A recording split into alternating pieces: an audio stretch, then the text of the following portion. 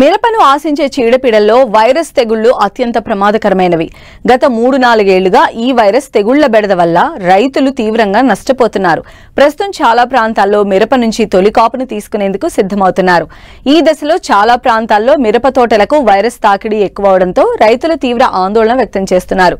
రైతులు అప్రమత్తంగా వ్యవహరించి వైరస్ తెగుళ్ల నిర్మూలనకు వెంటనే తగిన చర్యలు చేపట్టాలి.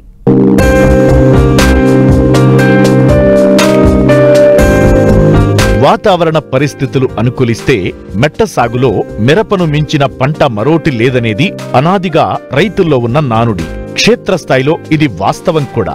మిరప సాగులో గత సంవత్సరం రైతులు మంచి ఫలితాలు సాధించారు. కానీ ఈ ఏడాది అధిక వర్షాలు, వాతావరణ ఉష్ణోగ్రతల్లో తీవ్ర హెచ్చుతగ్గుల వల్ల సాగు ప్రారంభం నుంచి రైతులు తీవ్ర ఇబ్బందులు ఎదుర్కొంటున్నారు.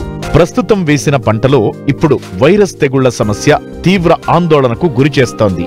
వైరస్ తెగుళ్లను రాకుండా నిరోధించగలం తప్ప వచ్చిన తరువాత నివారణ లేదు. వైరస్ తెగుళ్ల లక్షణాల పట్ల రైతులు సరైన అవగాహనతో మెలిగితే దీని వ్యాప్తిని అరికట్టవచ్చు. మరి వాటిని ఏ విధంగా అరికట్టాలో ఇప్పుడు చూద్దాం.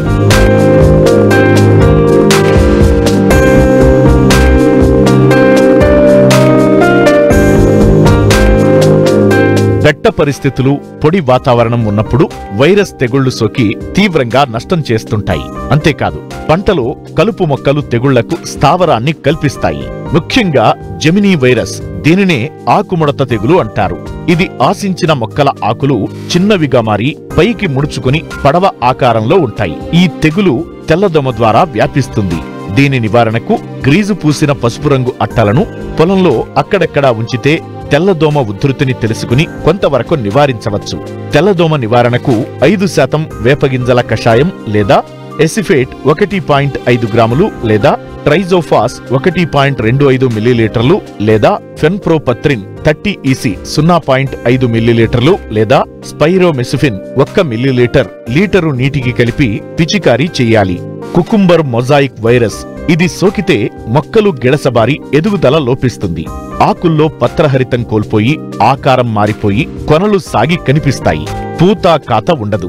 ఈ వైరస్ నివారణకు 1.5 గ్రాముల ఎసిఫేట్ లేదా థయోమిథాక్సామ్ 0.2 గ్రాములు లేదా ఫిప్రోనిల్ 2 మిల్లీలీటర్లు లేదా ఇమిడాక్లోప్రిడ్ 0.3 మిల్లీలీటర్లు లేదా అసిటామిప్రిడ్ 0.2 గ్రాములు లీటరు నీటికి కలిపి పిచికారీ చేయాలి. మవ్వకుళ్ళు తెగులు, దీనినే పీనట్ బడ్ నెక్రోసిన్ వైరస్ అంటారు.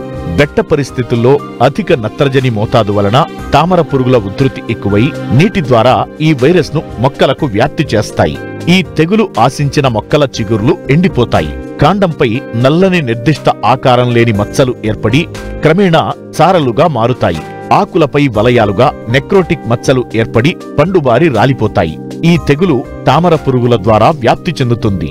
తామర పురుగు నివారణకు ఫిప్రోనిల్ 2 మిల్లీలీటర్లు లేదా స్పైనోసాడ్ 0.25 మిల్లీలీటర్లు లేదా డైఫెన్ థైయురాన్ 1.25 గ్రాములు లేదా అసిటామిప్రిడ్ 0.2 గ్రాములు లేదా ఇమామెక్టిన్ బెంజోయేట్ 0.4 గ్రాములు లేదా ఇమిడాక్లోప్రిడ్ 0.3 మిల్లీలీటర్లు లేదా క్లోరోఫెన్ఫైర్ 2 మిల్లీలీటర్లు లీటరు నీటికి కలిపి పిచికారీ చేయాలి.